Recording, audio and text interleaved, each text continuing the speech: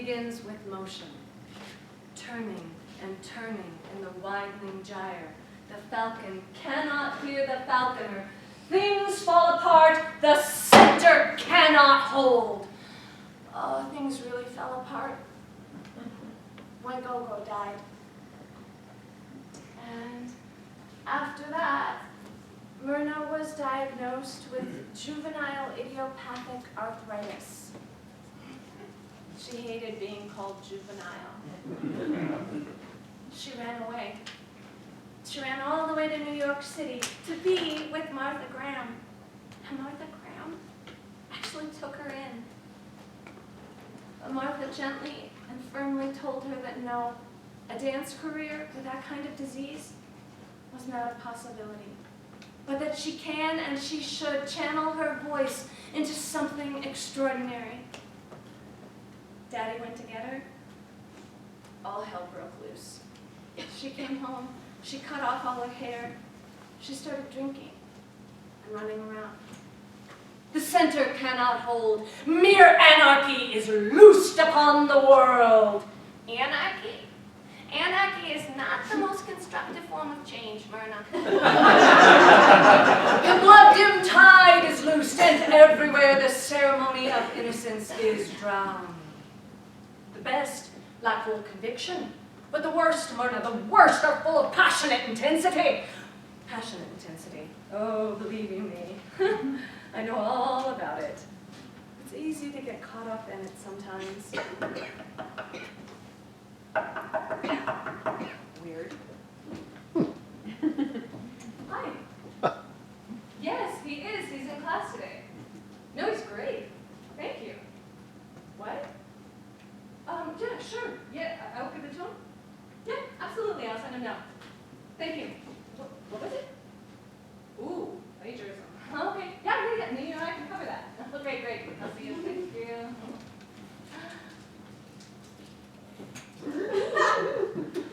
Principal's office. Used to go there all the time back in the day. Daddy said that it was her Fenian blood. Oh, yeah. Miss Myrna? Yeah. She was a real spitfire. This place was a swamp until she came along. Myrna, the opposite of revolution is not stagnation. It's peace. Myrna, you gotta calm yourself. Calm yourself down before you get carried away. Okay, before I get too riled up here, let's just step away from Ireland and let's go on over to the country that they were revolting against. Let us visit England and check out Lord George Byron. Oh, another high. Okay, so you look like you're a trivia-loving crowd. Who can tell me, what country did Lord George Byron go to and fight in the rebellion against the Ottoman Empire? Greece? Nice! Greece! Yes! Ding, ding, ding, ding, ding. Gold star. Okay, he went and he was a rebel with a cause. Her rebellious phase came to an end when Daddy finally gave her a firm talking to. He was a literature professor, and he told her that she needed to channel her energy into words, to start reading and writing poetry. He also encouraged her to swim, get gentle exercise, and the two things combined, it put her disease in remission. She actually got into NYU on a full scholarship with an essay about Byron. Lord George Byron. You know what? He's so good. I want to hear one of you read him. And oh, props! Look in the bag. What do I have? A microphone. Who, brave souls that are that on, who would like to read Lord George Byron's She Walks in Beauty? Oh!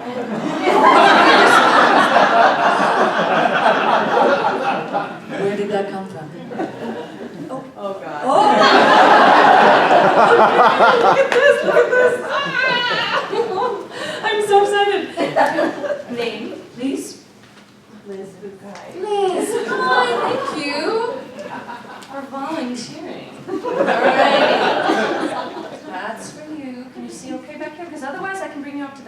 of the class. Oh, no, that's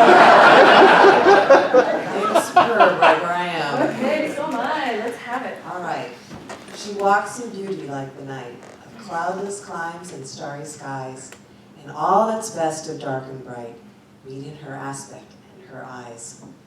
Thus mellow to that tender light, which heaven to gaudy day denies. One shade the more, one ray the less, had half impaired the nameless grace, which waves in every raven tress, or softly lightens o'er her face, where thoughts serenely sweet express how pure, how dear their dwelling place. And on that cheek and o'er that brow, so soft, so calm, yet eloquent, the smiles that win, the tints that glow, but tell of days in goodness spent, a mind at peace with all below, a heart whose love is innocent. Oh,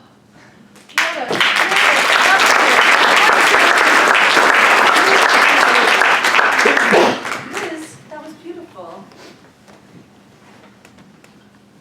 Liz has something to say here. Oh, sorry. Oh, hello. No. Yeah. Sorry, I had to gasp so loud because every one of us that were born, our parents assigned a poem to them, and that was mine.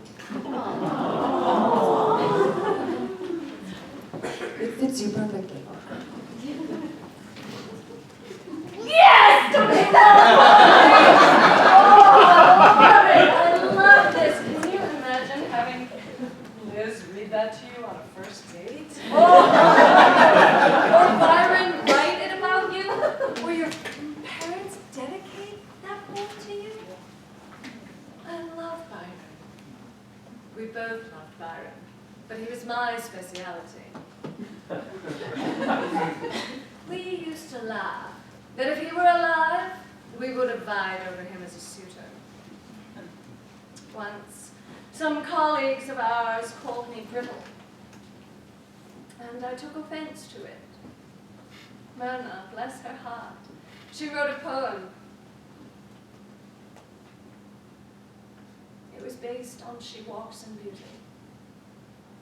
In retrospect, I wonder if it wasn't as much about her as it was about me. Here is a contemporary poem that is in the public domain. She walks in beauty, brittle beauty, that nature made. All that's best of dark and bright. Her gifts are immeasurable, so delicate, determined, devious and light, too short the season, flowering tomorrow, flowered yesterday. Effervescent, effusive, expansive, at times so soft, so calm and eloquent, a treasure abhorrent of reason, dangerous to deal with, beware the season. Tough, temperamental, treasonous. Costly in keeping, one shade more, one ray the less, a dark horse racing, radiant, resilient, rigid, all that's best of dark and bright.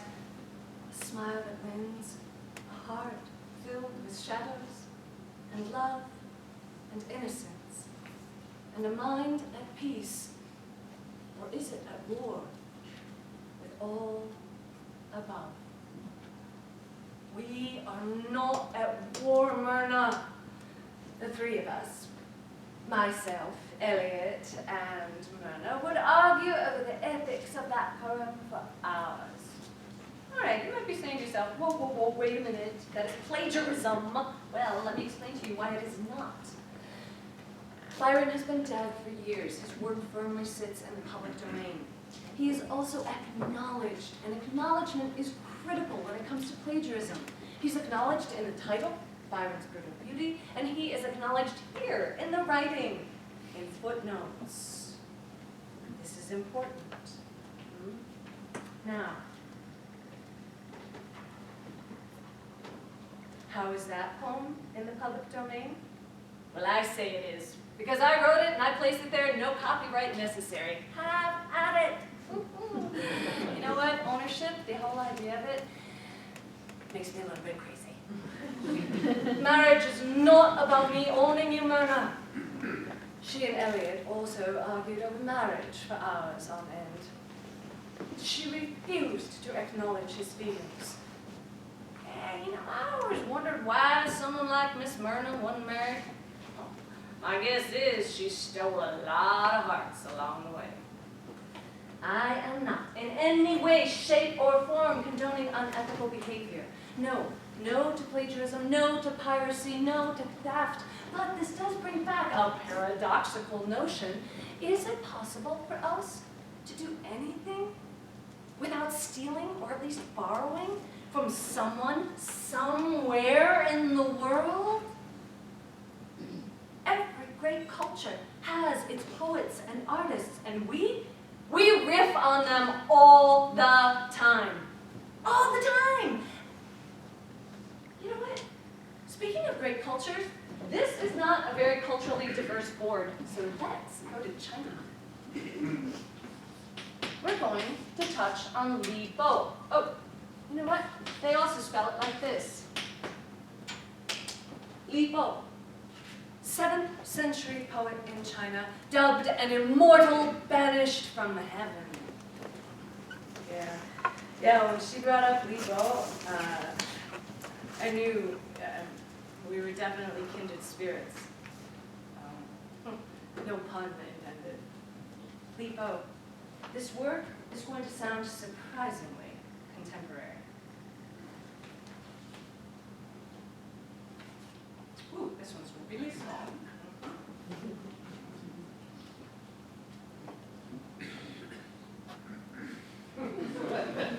Amongst the flowers I am alone with my pot of wine, drinking by myself. Then lifting my cup, I ask the moon to drink with me. Its reflection and mine in the wine cup, just the three of us. And I sigh, for the moon cannot drink, and my shadow goes emptily along with me, never saying a word. With no other friends here, I can but use these two for company in the time of happiness. I too must be happy with all around me. I sit and sing, and it is as if the moon accompanies me. Then if I dance, it is my shadow that dances along with me. While still not drunk, I am glad to make the moon and my shadow into friends. But then, when I have drunk too much, we all part. Yet these are friends I can always count on, these who have no emotion whatsoever. I hope that one day we three will meet again deep in the Milky Way. Okay, Li Bo sounds like he had a drink in his hand about 24/7. Almost every poem he wrote is about wine, but this poem is also about his love of solitude and friends who do not ask anything of him. Wine comes in at the mouth, love comes in at the eye. That's all we know for truth before we grow old and die. I raise my glass to my mouth, I look at you, and I sigh.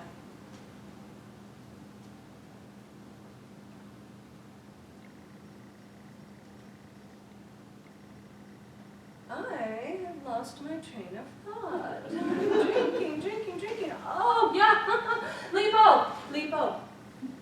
21st century. How does he translate? Like this.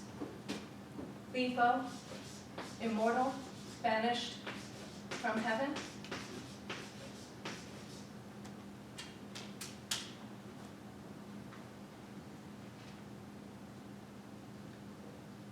Myrna finally broke up with Elliot after Daddy died.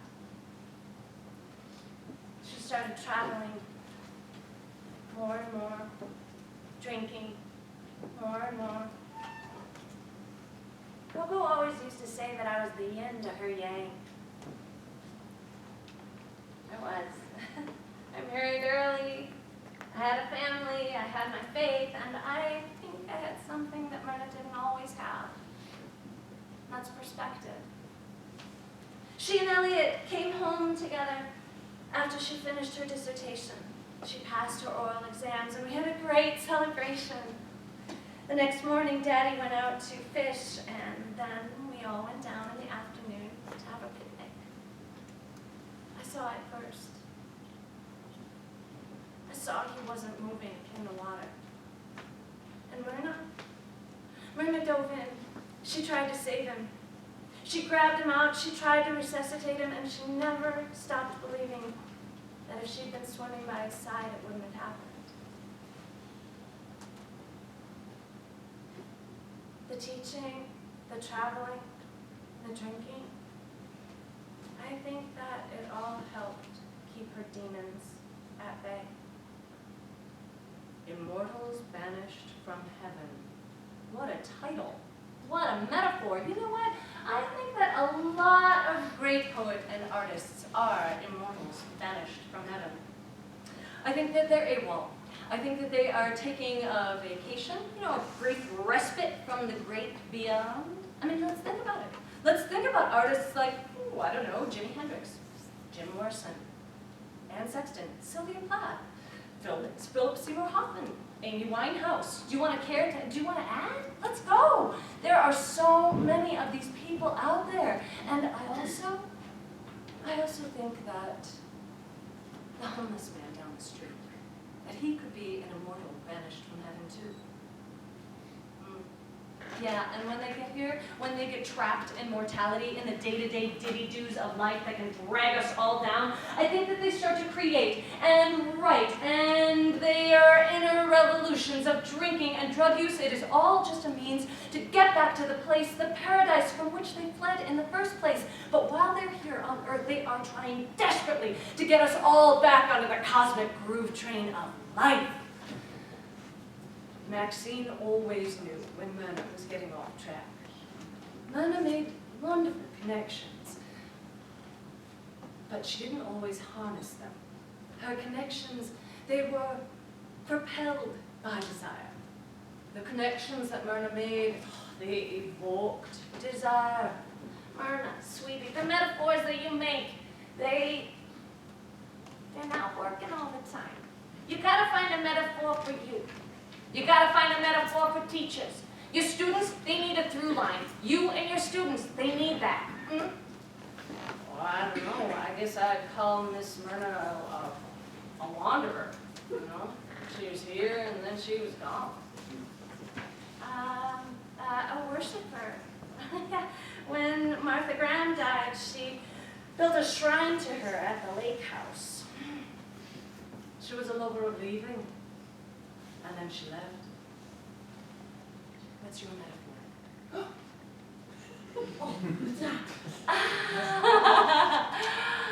What's your metaphor? Do you know? Have you thought about it? And the metaphor that you choose for yourself, will it be influenced by others' perspectives? Will others have different metaphors for you? And will these metaphors change over time? I think about this. I think about it so much. I think about how our lives touch one another. It happens in a myriad of ways, especially with the internet. We are touching each other all the time, and it has import and it affects. The ripples in the water are great. And think about it. Think about it. This brings me back to the idea that plagiarism.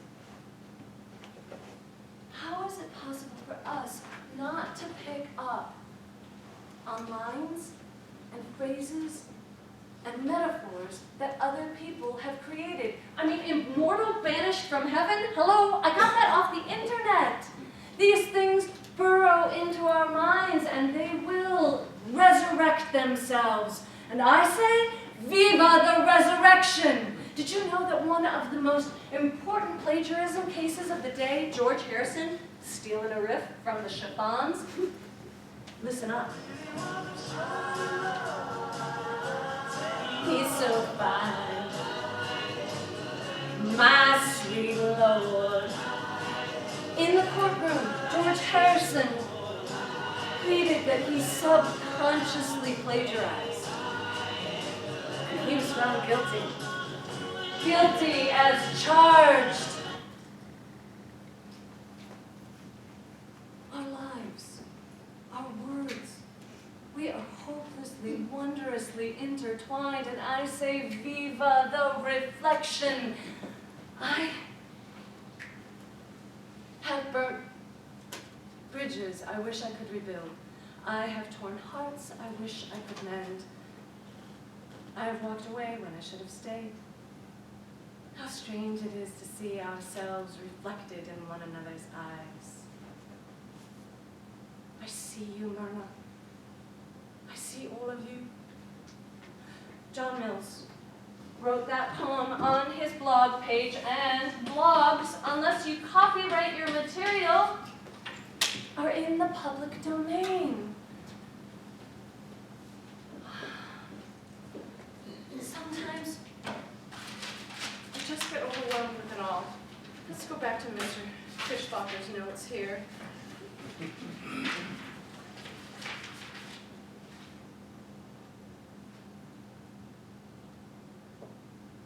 you know what? Let's just keep plucking. Till time and times are done. The silver apples of the moon, the golden apples of the sun. These did not keep the doctor away from Mr. Fischbacher.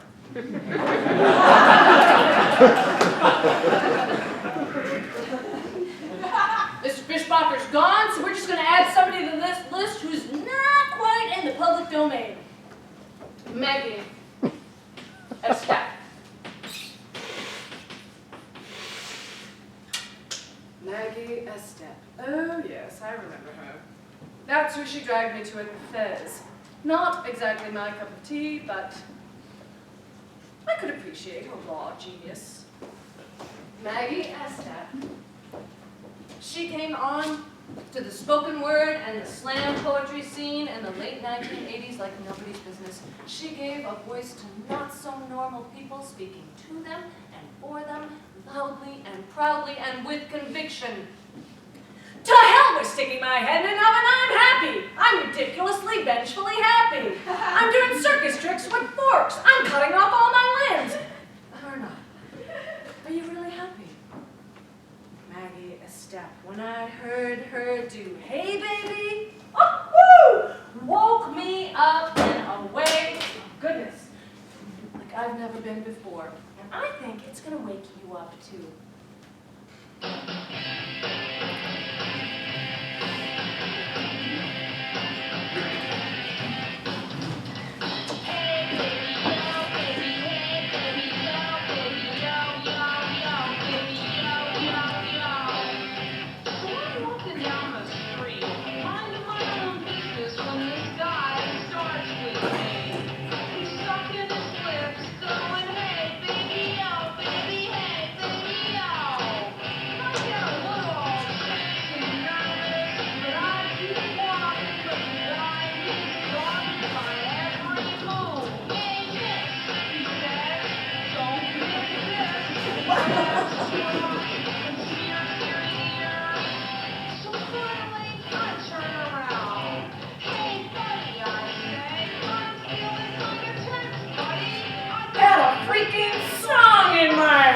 So come on, let's go. Oh, I'm so sorry. Sometimes, you know what? Okay, you guys, I get a little carried away. A little carried away, Myrna? That is the understatement of the century.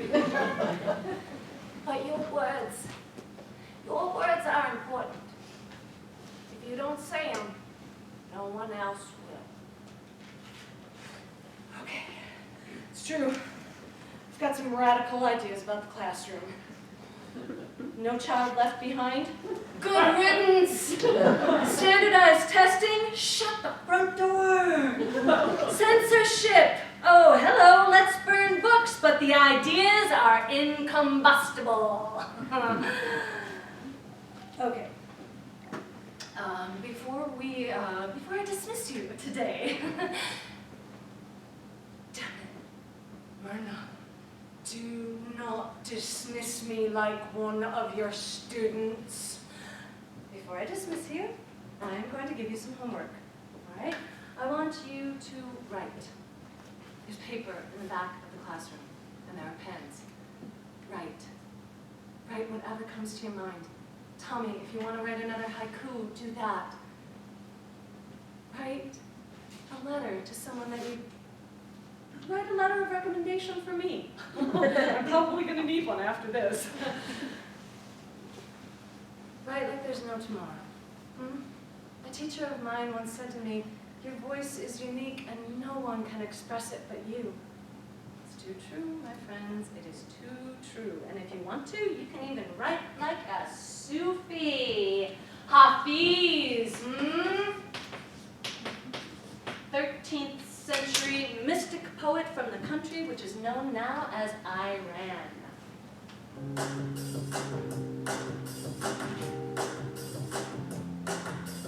Everything is clapping. Lights, motion, sound, all movement. A rabbit, I see, pulls a symbol from a hidden pocket, then winks. This causes a few planets and I to go nuts. Somebody calls a shrink, tries to get me committed for being too happy. Listen, this world is the lunatic sphere. Don't always agree that everything is real. Even with my feet on the ground, and the postman knowing my door, my address is somewhere else. Her address. It could have been here with me. Instead, Elliot made his home with me. It was complicated. Life is complicated. Love is complicated. Isn't it? Others, because you did not keep your deep sworn vow, have been friends of mine. Yet always when I look death in the face, when I clamber to the heights of sleep, or when I grow excited with wine, suddenly I see your face.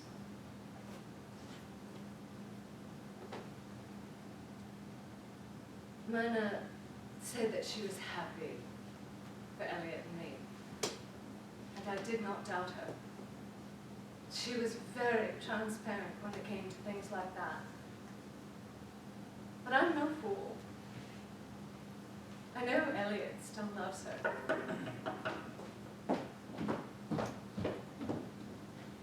Hi. But it's not over.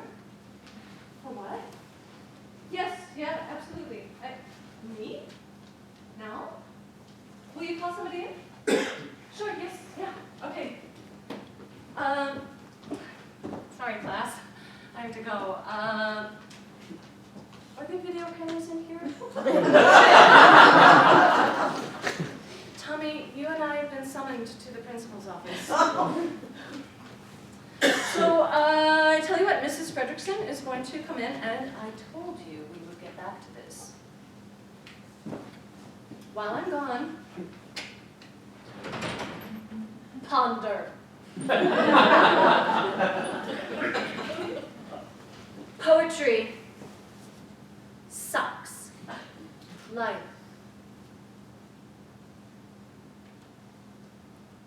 distills it like an apple making sweet wine. Dwell on that. Tommy, let's go.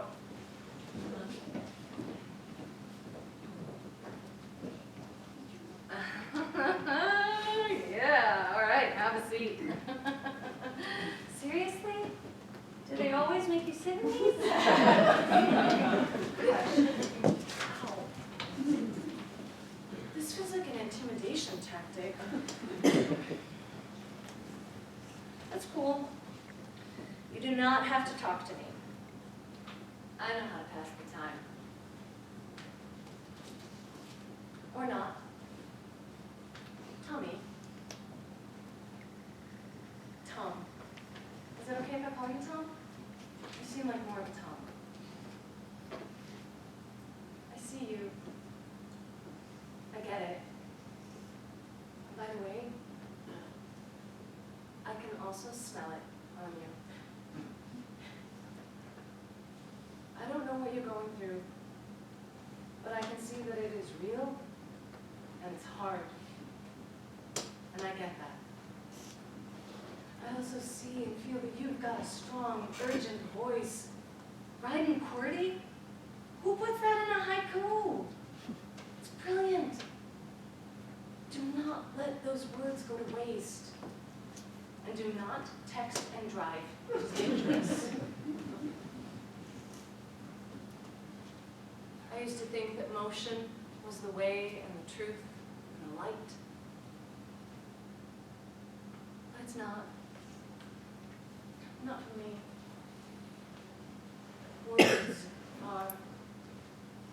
Words are the final frontier. In the beginning. Right? I have to go. Tom. I see you. I've been pulled into the office for plagiarism, vandalism, and within the course of that month, my life changed. Without Miss Myrna, I would never, not in a million years, would I be the man that I am today. I actually make a living writing poetry. With her help, I graduated on time that year, and I stopped drinking. 20 years. I had this feeling, you know, so Amy helped me out and tracked her down again. 20 years. Not one drink. A scar upon my heart.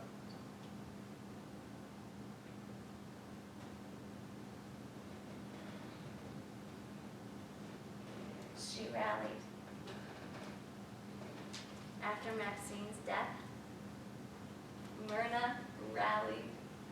She went to conferences. She wrote papers. She even stood up for stand-in teachers like herself. Her words, they changed a lot of lives.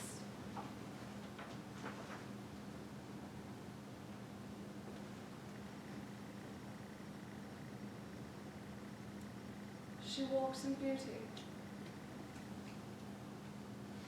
Never in the past tense. After 30 years of substitute teaching and traveling across the United States, Myrna made her way back to our lake home, and she made a very mindful choice about how she exited this world. She'd been diagnosed with lymphoma. And she, I don't know if it was in order to move with the freedom that she wanted, or to be with Daddy again.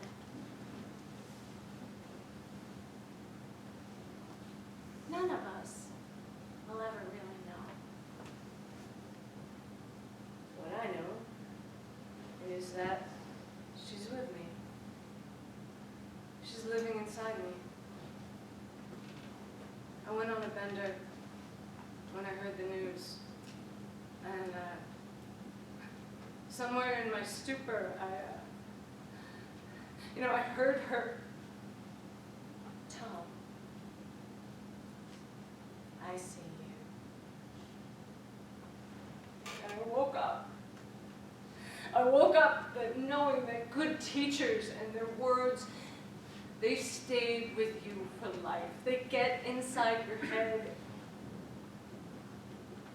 and they stay with you. My pale and flawed voice rises like ink from the waves. Summer light awakens. It's not my best work, but you can buy my books for that. Miss Myrna, that's for you. I find my solace in teaching Yeats in particular. That crazed girl improvising her music, dancing like poetry upon the shores, her soul in division of itself, rising, falling, she knew not where. Yes. Oh my gosh! Does Mrs. Frederickson, did she never come in? Oh, okay. We are out of time, but I tell you what, I have good news. Do that homework, because I am coming back! Woo! Yes! Mr. Fishbacher, he's out for the rest of the month with an appendectomy. Oh my God, is that a paradox or what? But do your homework. Do your homework. It doesn't have to be right, just write it down, and then...